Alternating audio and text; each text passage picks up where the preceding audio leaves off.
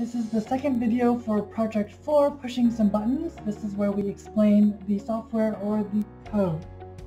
And so, really quickly, we're going to work off an example. So go to File, Examples, Digital, and then click on Button. And then this is the code that will appear.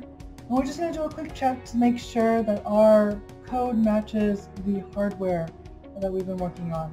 And so the LED is attached to pin 13, which we've done. Our push button, our momentary switch is attached to pin 2 from 5 volts, which is well done.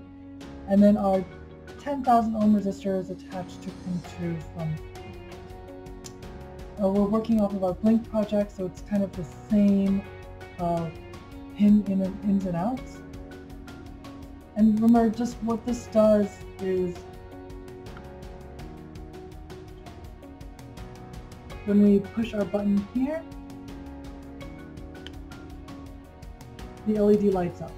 So what it does is it has 5 volts always going to the momentary switch, and when we push the button, it closes the circuit and tells pin 2 that there's 5 volts, and that then tells the Arduino that it is high and that it should execute whatever needs to be done.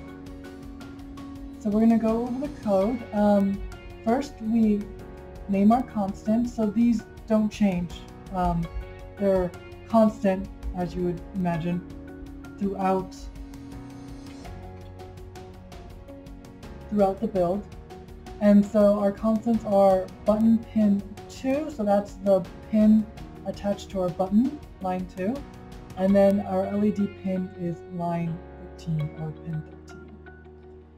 Here we declare our variables, so these will change depending on the state of the button. And so we've named it button state. You can name it whatever you want. You can name it the state of the button, you can name it button. It depends on you. Just make sure that when you do change it, you change it throughout the code because it will constantly be referencing it. You have to declare your variable as an integer, and you also have to declare what current state it's in, which is 0, so there's nothing going to it.